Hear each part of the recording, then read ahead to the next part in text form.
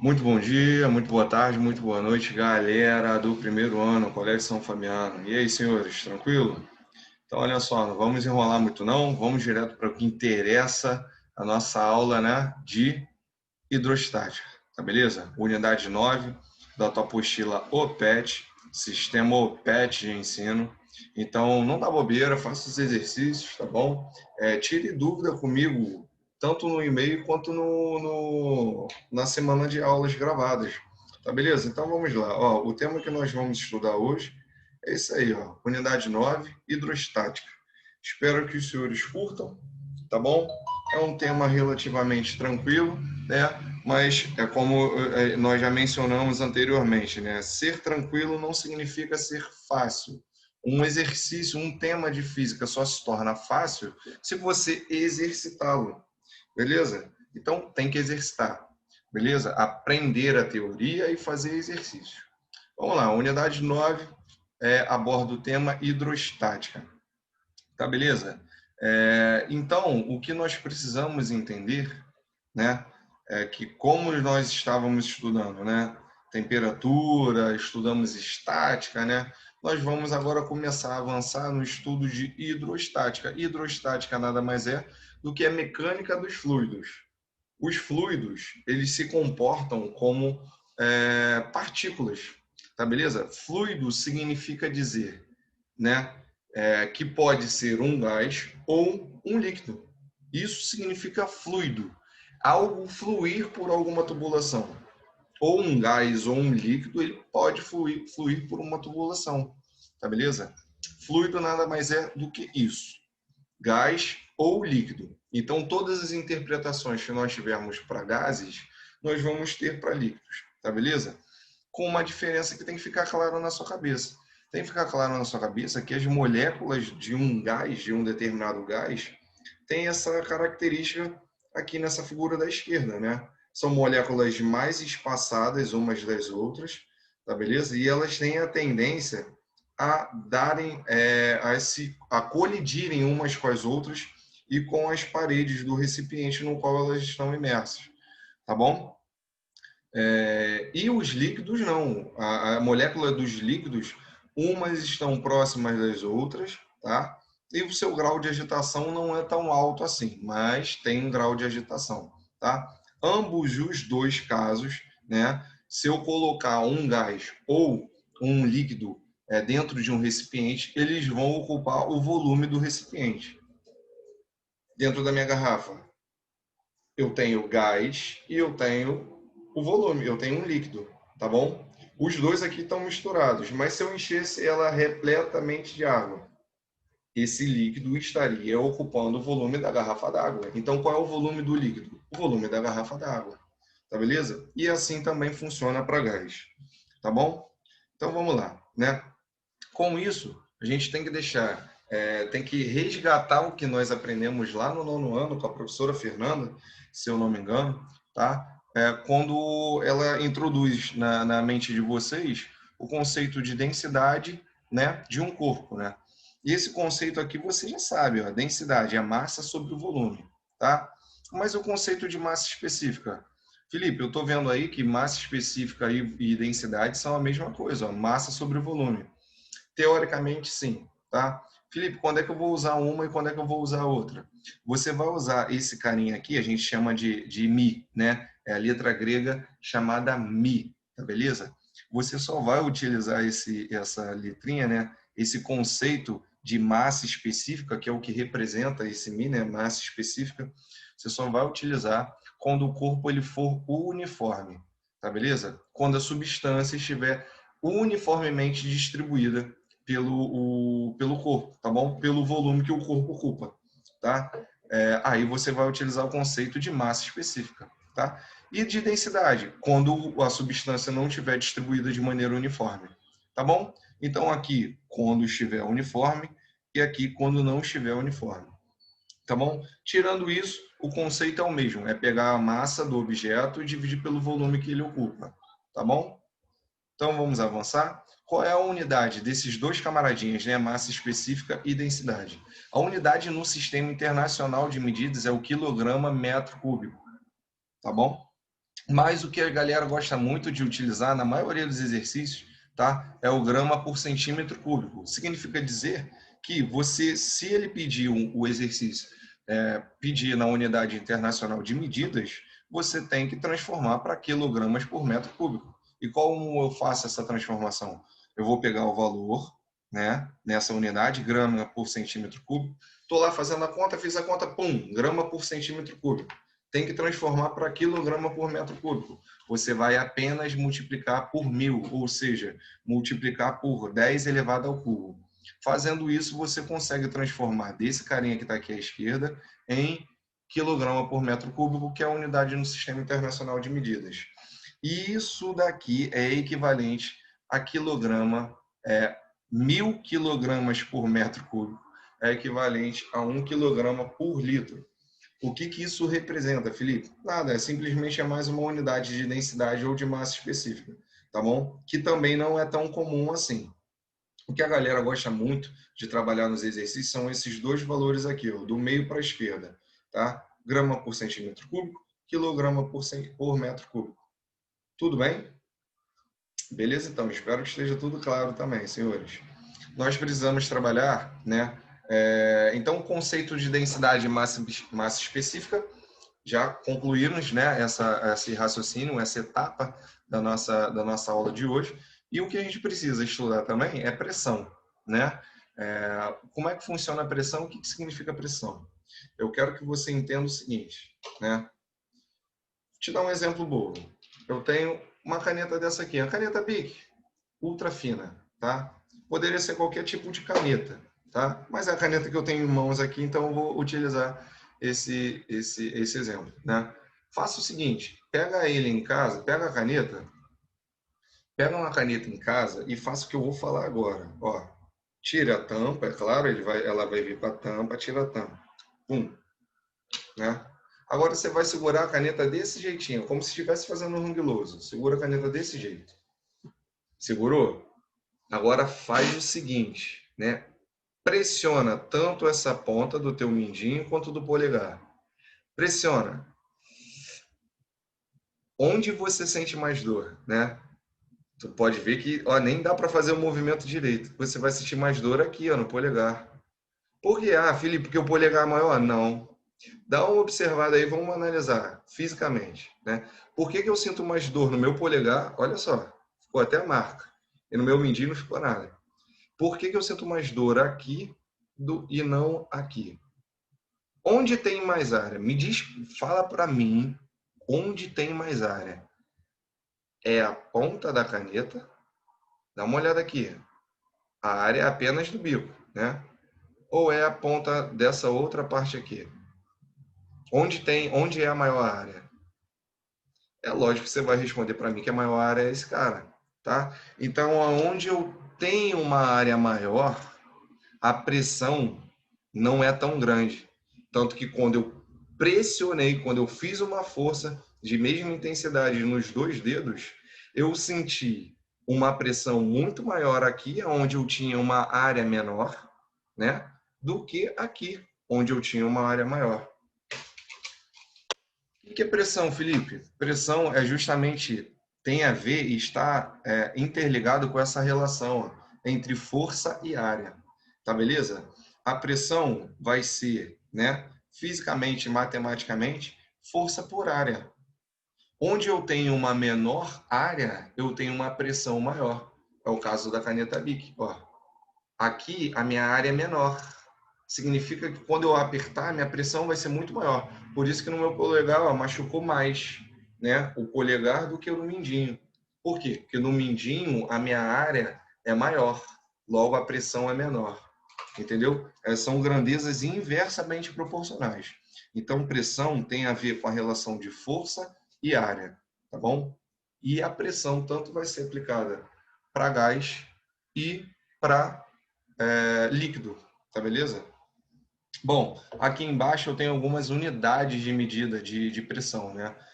A unidade de pressão ATM, significa atmosfera, é a unidade no Sistema Internacional de Medidas, assim como o Pascal, tá bom? Desculpa, ATM é uma das unidades de pressão que existem, né? Comumente abordada na maioria dos exercícios.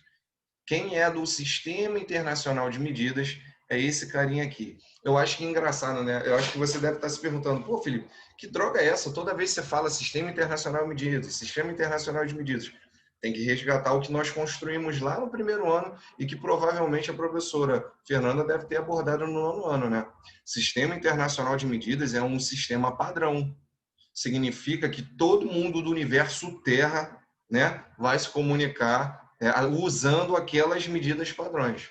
Por exemplo, a medida, o sistema métrico utilizado nos Estados Unidos para medir distância é milha. O nosso sistema métrico utilizado para medir distância aqui é o metro. Sistema Internacional de Medidas é tanto o cara que utiliza milha quanto o cara que utiliza metro modificar os seus números de modo que a gente consiga se conversar, entendeu?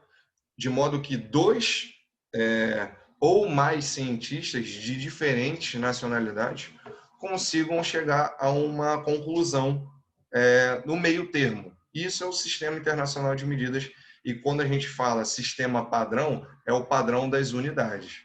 Tá bom?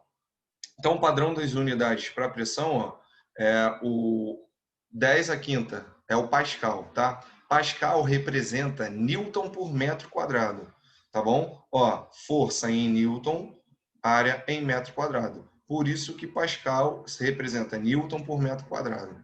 Ficar falando toda hora, ó, 300 Newton por metro quadrado, 1 milhão de Newton por metro... Tá vendo que trava a língua? É mais fácil falar 1000 Pascal, 350 Pascal, tá?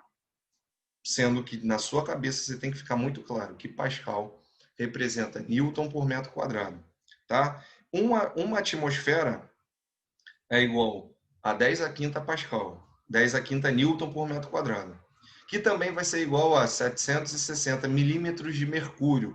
mmHg é milímetro de mercúrio. A gente já vai estudar um pouquinho mais à frente isso, quando um famoso cientista fez uma experiência, tá? E 14,7 psi também é uma unidade de medida de pressão. Gente, na maioria dos exercícios você só vai utilizar aqui o Pascal e o ATM, tá? Não é muito comum você encarar exercícios que abordem esse termo, né? Milímetro de mercúrio e psi, tá bom? Mas fica aí a relação, só para não dizer que eu não falei, porque eu gosto de deitar minha cabeça tranquila no travesseiro, porque se você encarar uma questão lá para o futuro, eu mencionei para você. Tá bom? Suave? Então vamos avançar aí, né? Como é que vai funcionar as pressões, a pressão em fluidos, né? Principalmente em gás, né? Que as moléculas são mais espaçadas. As moléculas, como eu mencionei para vocês, lá em um dos primeiros slides, no gás, elas ficam mais espaçadas, elas ficam dando choque entre si, ou seja, colidindo, uma empurrando a outra. E aí também elas dão pequenas pancadinhas nas paredes do recipiente no qual elas estão imersas. Tá beleza? Olha aqui a figura. A figura da direita está dando um zoom em uma molécula, né, de um gás batendo na parede inferior do recipiente. Olha o que ela está ocasionando. Ela veio, deu uma pancada na parede aqui embaixo e gerou uma força para baixo, tá bom? E essa força gera pressão. É assim que vai funcionar as pressões em um gás. Belezinha? Vamos embora então. E no líquido? No líquido vai acontecer aqui, ó. Vai acontecer o que está rolando. Aqui, ó. Minha garrafa. Essa situação que está representada nesse desenho é a situação que está aqui na minha garrafa. Dá uma olhada. Deu para ver? Então, no líquido, essa parte aqui de baixo do líquido não está exercendo pressão ao redor, na parte que ela não está submersa. O líquido só vai exercer pressão na parte que ela está submersa, nas paredes que ela está em contato. No caso aqui da minha garrafa, essas paredes laterais e a parte de baixo. Tá beleza? Que é o mesmo caso do exemplo que está aqui no desenho. Só vai exercer pressão nessa parte lateral de baixo, onde o líquido está, no limite dele, e a parte inferior do recipiente. Tá bom? Bom, senhores, agora a gente Falar de pressão atmosférica é falar sobre a pressão de um gás, tá? E como é que ela funciona, né? O nosso planeta Terra tem algumas características e muitas peculiaridades, beleza? Uma delas é que na superfície do planeta Terra, então eu tenho o planeta Terra aqui, né? E para cá eu tenho o espaço.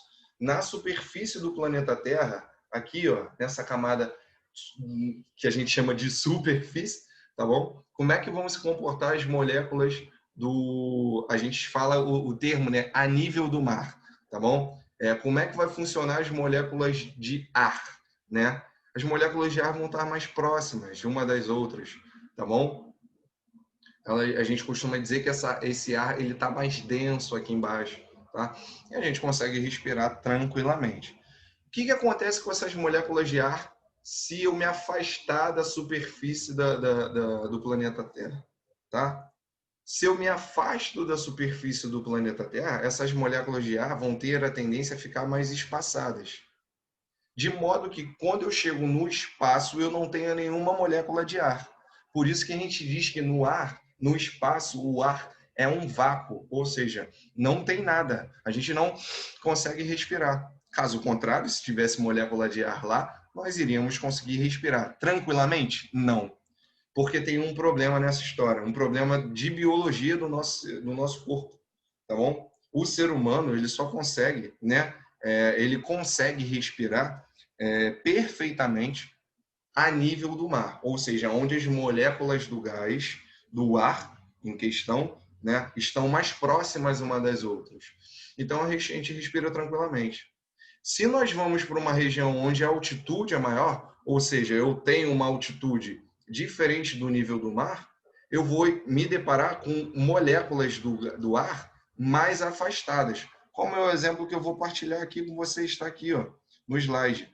Quando eu subo num lugar onde a altitude é maior, eu tenho moléculas de ar menos densas, ou seja, mais afastadas. E aí eu, ser humano, sinto dificuldade de respirar. Tá beleza? É lógico que se eu morar numa região de altitude, por exemplo, com o passar do tempo, o meu organismo vai se acostumar com essas moléculas mais espaçadas. E aí eu vou conseguir respirar normalmente. Mas é um processo que demanda tempo. Ou seja, vai depender de um tempinho mais... de um tempinho prolongado, né? Coisa que um dia consiga se resolver, tá? Nosso organismo é perfeitamente ajustável, ele iria se acostumar tranquilamente com essa ausência de ar compacto ali, né? E assim vai. Felipe, você está falando para mim que se tivesse moléculas espaçadas no espaço de ar, a gente conseguiria sobreviver tranquilamente? Bom, se o ser humano fosse resistente ao frio do espaço, acho que daria para respirar sim, tá bom? Tem toda essa questão aí envolvida, né? E é lógico que isso tem a ver com a biologia, né? Vai mexer com a pressão dos pulmões e tal. Isso é panos para manga, mas analisando a parte física, sim, talvez a gente conseguiria. Talvez a gente conseguiria. É lógico porque eu falo talvez porque é uma teoria, né, jovem? E no espaço a gente já sabe que não tem oxigênio, então não dá para sobreviver, tá? Mas onde eu posso entender isso daí melhor, Felipe? Gente, jogo de futebol. Clubes brasileiros têm uma dificuldade enorme em jogar em grandes altitudes, né? Tu pode ver que quando o clube brasileiro, quando vai jogar Libertadores e vai disputar na casa do adversário, e esse adversário ele fica numa região onde a altitude é maior, eles ficam, primeiro, né? Eles ficam temerosos. Por quê? Porque o ar ele vai estar mais espaçado, como se ele estivesse aqui embaixo. Significa dizer que ele vai tentar respirar, e ele não vai conseguir respirar tão bem assim. Em alguns jogos, são aconselhados deixar galões de oxigênio na beira do campo, para quando o atleta estiver passando mal, né, ele ir e respirar um pouquinho. O que pode ocasionar essa ausência momentânea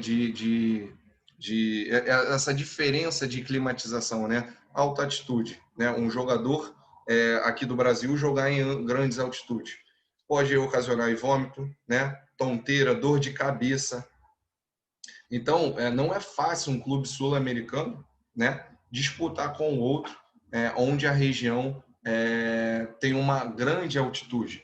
Por esse princípio, né, pelo princípio da biologia, e agora, né, eu vou retratar a parte mais maneira e magnífica do mundo. E pelo princípio físico também. Por quê? Quando eu tenho, né, quando eu jogo aqui embaixo, na superfície, a nível do mar, né, quando eu jogo aqui embaixo, né, eu dou um chute na bola, significa que a bola vai passar por essa região aqui, ó, onde o ar ele está mais concentrado, ou seja, o ar vai ter a tendência a parar essa bola, que a gente chama de força de resistência do ar. Essa força de resistência do ar é maior, tá beleza? Se eu for jogar numa altitude aonde as moléculas de ar elas são mais espaçadas, se eu der o mesmo chute com a mesma intensidade, a minha bola vai correr muito mais. Por quê? Porque esse ar ele não vai estar tão junto, ele não vai estar tão denso, ele vai estar mais espaçado. E aí, ó, ele vai ter a tendência a ter uma força de resistência menor. E aí, ó, a bola tem a tendência a correr mais rápido. Por isso que a gente tem a impressão de que jogar em altitude a bola corre mais rápido, jogadores erram o tempo da bola, goleiro às vezes também tem que estar com um reflexo muito rápido para poder pegar a bola, porque o ar é mais rarefeito, a gente chama esse termo, né? Ar mais rarefeito, tá beleza? Ou seja, menos concentrado. Deu para entender então agora por que a galera fala muito, né? Ah, jogar em altitude, tal, a bola corre mais rápido por causa disso. Tá beleza? Então a física te dando ensinamentos para o dia a dia. Vamos lá, senhores. Bom, falamos de pressão atmosférica, vamos falar de pressão em líquidos, né? Não é interessante a gente não abordar isso, já que é hidrostática falar de gás e líquido. Então, pressão de um líquido, né? O camaradinha que fez essa análise e permitiu que a gente conseguisse medir as pressões em líquidos foi o Steven. Então, ó, por isso que quando a gente fala pressão em líquidos, a gente associa a lei de Steven. E o que ele falou? Tá? Que pontos que possuem, tá bom? Estão a uma mesma altura da superfície do líquido, imersos no líquido, né? Recapitulando, deixa eu ver se eu consigo explicar melhor para você entender. Eu tenho um recipiente imerso com um líquido. Qual é o líquido mais famoso que a gente conhece? Aqui, eu vou beber ele agora. Ó, água. Beleza? Então tem que ficar claro isso. É uma panela cheia d'água, esse desenho aí. Então, o que ele começou a observar? Ele começou a observar pontos de diferentes alturas da superfície da panela, completamente cheia. Tá? Ele reparou que superfícies que possuem a mesma altura, ou seja, esse ponto 2 e ponto 3, tá? A uma mesma altura da superfície da água, eles são pontos que possuem a mesma pressão, são pontos isobáricos, possuem a mesma pressão. Tá beleza? E pontos que possuem uma altura diferente vão ter pressões diferentes, tá? Felipe, me diz aí, onde fica a maior, onde vai ser a maior pressão? No ponto 1, que está aí no desenho, ou no ponto 2 e 3? Camaradinha, quem estiver mais submerso vai sentir mais a pressão da coluna do líquido. Ou seja, esse ponto 2 e 3, ele vai sentir toda essa pressão desse líquido aqui. Já o ponto 1 vai sentir essa faixa de pressão aqui. Tá beleza? Então, quem está mais fundo vai sentir uma pressão maior, tá? Tudo bem? Isso no nosso dia a dia, mergulhadores profissionais, a cada 10 metros que ele desce de profundidade, ele está submetendo o corpo dele a uma pressão atmosférica. A cada 10 metros, uma pressão atmosférica. Se ele está aqui, ó, na superfície da água, aí ele só está submetendo a pressão que eu estou relacionado agora e você também, onde está assistindo esse vídeo. A pressão atmosférica, normal. Pressão que o nosso organismo está acostumado a sentir. Se ele mergulha um pouquinho, ele já começa a sentir uma pressão aqui no pulmão dele. Mas é uma pressão que dá para sobreviver. Se ele descer 10 metros, ele vai estar submetido a duas pressões atmosféricas. A pressão que é a atmosférica, do lado de fora, tá? Essa pressão da camada do ar, mais a pressão dessa coluna de água. E a cada 10 metros vai aumentando essa pressão. Tá beleza? Mergulhador profissional, mergulhador que trabalha na a Petrobras, trabalha em plataformas, né, de petróleo, é uma profissão muito bem remunerada, mas uma profissão de muito alto risco, porque você tem que ter esse domínio também. Tá? O que as empresas de grandes tecnologias de exploração, né, de plataformas de petróleo criaram? Uma coisa chamada câmara isobárica. Por quê? Porque o cara, quando ele vai mergulhando, né, a cada 10 metros, eu comentei com vocês que a cada 10 metros, esse rapaz, ele está sujeito a uma pressão atmosférica.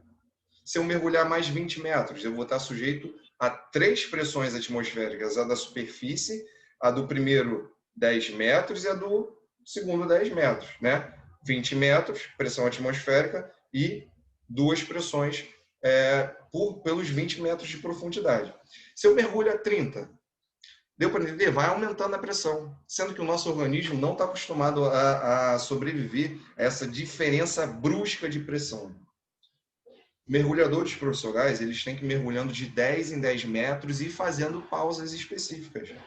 Para quê? Para dar tempo do pulmão acostumar, do organismo acostumar. A cada 10 metros ele faz uma pausa e assim vai. Sendo que, para fazer manutenção, perfeito, isso é tranquilo. Mas existe uma coisa chamada cilindro de oxigênio. E esse cilindro, eles costume não ter, né, uma duração tão alta. E fazer uma manutenção numa plataforma de petróleo, cara, é papo de horas para fazer manutenção. O mergulhador lá embaixo, né, submetido a altas pressões, fazendo manutenção. Então, o que essas empresas desenvolveram? Uma câmara isobárica. Por quê? Porque quando provavelmente o rapaz, né, o mergulhador terminar de fazer a manutenção específica, o galão de oxigênio está reduzido, já está acabando. Então, o que faz? Ele sobe, o nadador sobe, sem fazer pausas, e aí, imediatamente quando ele sobe, ele já vai direto para uma câmara isobárica. E o que essa câmara faz? Ela vai simulando justamente esses desníveis de cada profundidade, tá bom? Um mergulhador, se não tivesse uma câmara isobárica, ele teria que subir 10 metros, pausar naquela profundidade. Dá tempo de organismo acostumar. Depois subir mais 10 metros e até chegar à superfície da água. Já quem tem a câmara isobárica não, pode subir direto e entrar imediatamente para essa câmara. Porque aí essa câmara vai fazendo a descompressão do pulmão dele, a descompressão do corpo. Tudo bem? Então, ó, vamos lá, vamos voltar para a nossa área, na nossa aula, né? E isso é o princípio de Steven, cara. Tá, beleza? Princípio de Steven utiliza muito esse conceito e só foi possível a gente entender todo esse processo por causa desse maravilhoso cientista, tá bom? Como é que funciona essa pressão desse líquido, tá? Pressão do líquido vai ser calculada por isso daqui, ó. Densidade do líquido, água, óleo, azeite, glicerina, depende do líquido no qual o objeto vai estar, ou a pessoa vai estar submetida, tá? Submersa. Densidade do líquido vezes a gravidade do nosso planeta, né, que é muito importante, e H, altura no qual ele vai estar submerso, tá beleza? Essa é a pressão de um líquido de água, uma pressão de um líquido, de uma coluna de um líquido, tá bom? Se o camarada estiver submetido, estiver sujeito aqui, ó, e eu quero descobrir a pressão total, né? Se eu parar para analisar aqui, ó, pressão total em 2, como é que a gente calcula, né? Esse camarada ele vai estar sujeito à pressão desse líquido que está aqui, ó, a uma altura 2 até a superfície, tá bom? Ele vai estar submetido a essa altura, tá? Mais a pressão atmosférica do ar. A pressão atmosférica do ar entra, cara, ela é levada em consideração, tá? Então, a pressão de um líquido, apenas a pressão do líquido, densidade vezes a gravidade vezes a altura. Densidade do líquido vezes a gravidade vezes a altura que a pessoa vai estar submersa dentro desse líquido. Apenas a pressão do líquido. Pressão total tem que ser levada em consideração a pressão atmosférica. Então, vai ser a pressão do líquido mais a pressão atmosférica. Tá bom? Senhores, lembra que eu mencionei para vocês que pressão também a gente tem um termo, né? A gente tem uma unidade chamada milímetro de mercúrio. Então, milímetro de mercúrio surgiu por causa da experiência que Torricelli fez. Qual foi a experiência que ele fez? Ele pegou, né, um recipiente grandão e colocou mercúrio, tá? Mercúrio na forma líquida. E dentro de um tubo de ensaio, né? Tubo de ensaio, deixa eu ver uma analogia para quem não sabe o que é um tubo de ensaio. É como se fosse um cilindro fechadinho, né? Mas aberto em uma das extremidades. Tá beleza? É exatamente como está aqui. Aí ele colocou uma pequena porção também de mercúrio dentro desse tubo de ensaio e tapou na ponta. E ele foi, virou e imergiu dentro desse cilindro maior. Depois que estava imerso, né, ele foi e tirou a outra ponta. Ele observou que essa coluna de mercúrio que estava aqui dentro do tubo de ensaio, ele subiu 76 centímetros. Então, quem foi que ocasionou esse aumento de altura aí? Foi a pressão atmosférica que estava aqui do lado de fora. A pressão aqui do lado de fora era muito maior do que a pressão que estava aqui dentro desse líquido. O que aconteceu? O ar. É como se o ar tivesse empurrado essa coluna aqui de mercúrio e tivesse empurrado mais mercúrio aqui para dentro desse tubo de ensaio. Tá bom? Essa foi a experiência que Torricelli fez e aí ele conseguiu medir a pressão atmosférica em milímetros de mercúrio. Lembrando que se eu pegar 76 centímetros e passar para milímetros, vai dar 760 milímetros, tá bom? E Hg porque o líquido utilizado foi mercúrio. Tá beleza? Então, vamos lá, senhores, vamos avançar aí para a gente, né? Para a gente caminhar nossa aula para o final, né?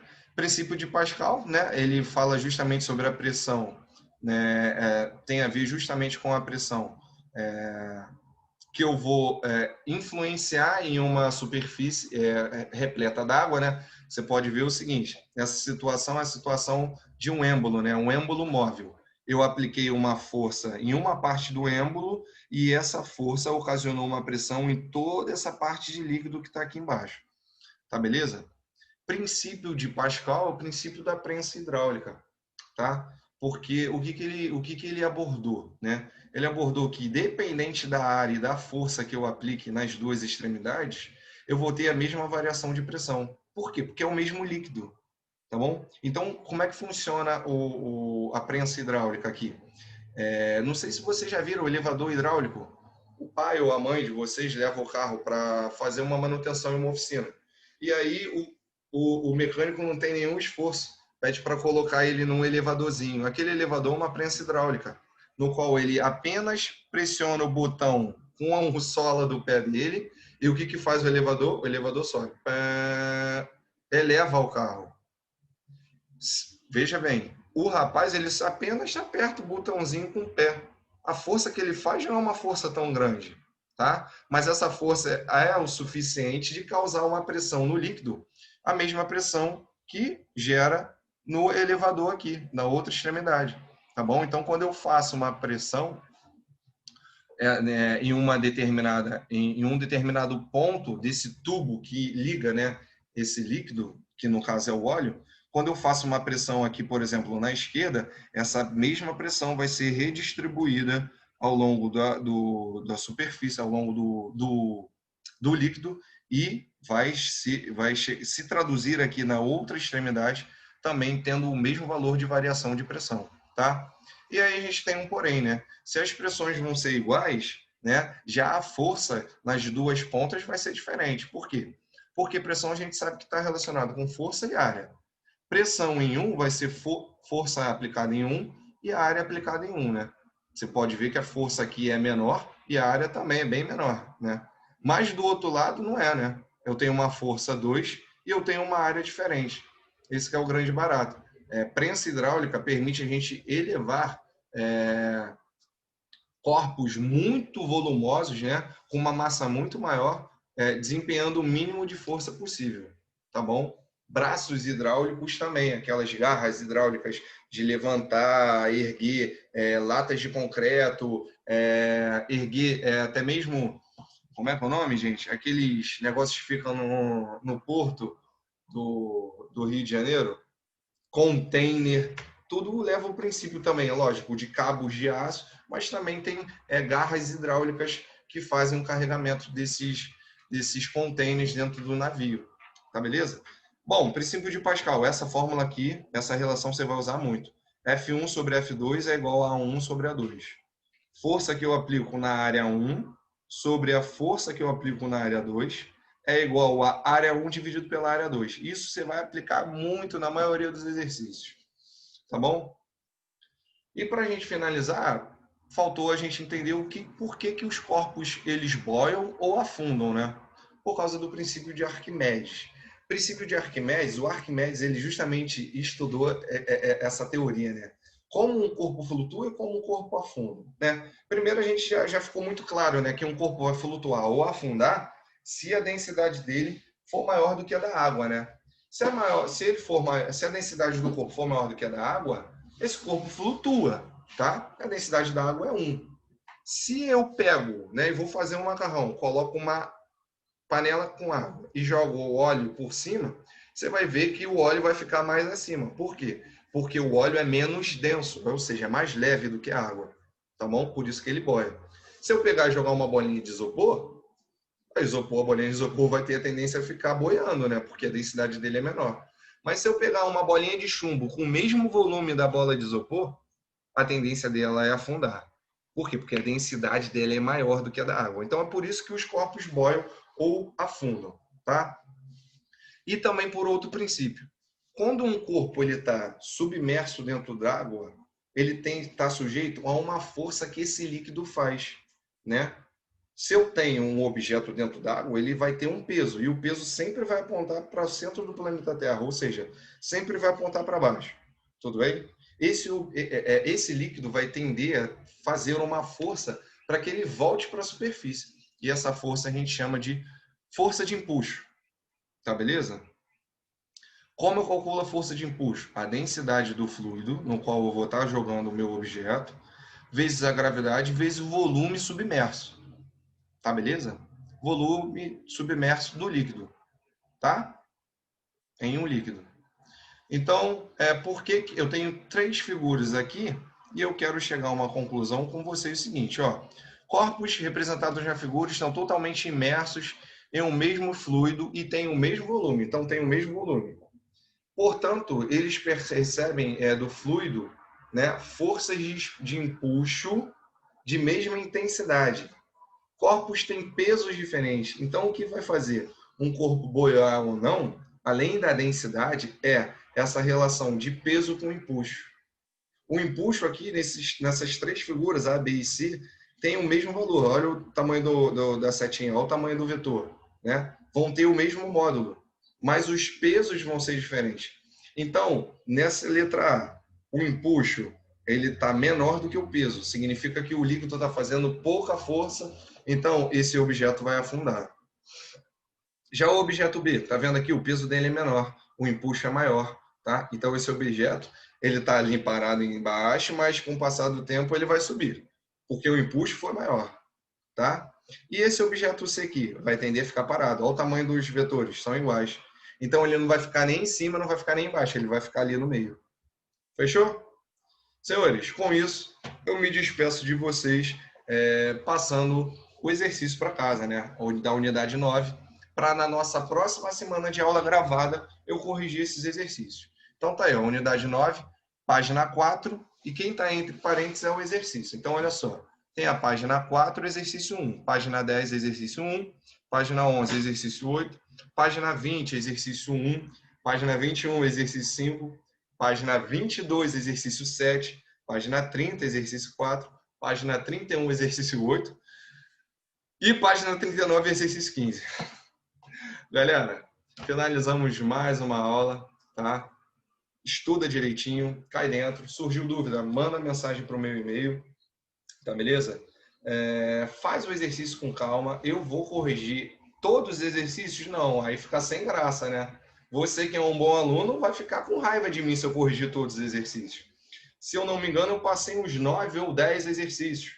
tá bom? Em uma videoaula de 40 minutos, a gente consegue corrigir no máximo 5, 6. Então, vai ter alguns exercícios, né, para você fazer em casa, mas é a sua parte como aluno também. Então, vocês vão fazer esses exercícios aí, tá bom? Para justamente exercitar, tá? Por quê? Porque você já vai ter um modelo dos exercícios que eu vou corrigir e aí os exercícios que sobrarem é Ctrl C e Ctrl V. Você já sabe como é que funciona a nossa aula. Tá beleza, senhores? Foi um prazer imenso dar aula para vocês. Espero que os senhores tenham curtido, tá bom? E é isso aí, tá bom? Faça o exercício. Na nossa próxima semana de aula eu corrijo.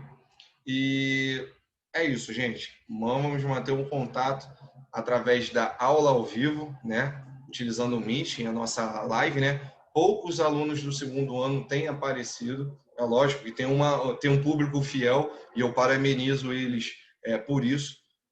Mas tem sentido falta dos senhores na aula ao vivo. Não é toda a turma que tem aparecido. Sei que problemas técnicos podem acontecer, tá bom? Pô, meu celular não é tão bom, minha internet não é tão boa, fica caindo toda hora. Eu entendo tudo isso, tá? Mas eu estou falando agora para o aluno que tem um celular bom, tem um computador bom e quem tem a internet boa. Se você não está aparecendo por displicência sua e por preguiça sua, eu quero deixar bem claro que você não sabe o que está perdendo. As nossas aulas ao vivo têm sido aulas muito maneiras. E outra coisa, cara, você vai ser prejudicado, porque o contato que você tem comigo é justamente essa semana de aula ao vivo. Aula em live, tá bom? Então faz um esforcinho, cara, acorda cedo, não frequente só a minha aula não, porque muitos professores estão reclamando também. Frequente a aula dos outros professores também, tá bom? Então, ó, mais uma vez, conto com a tua ajuda, com a tua colaboração. Senhores, foi um prazer imenso dar aula para vocês. Até o nosso próximo encontro e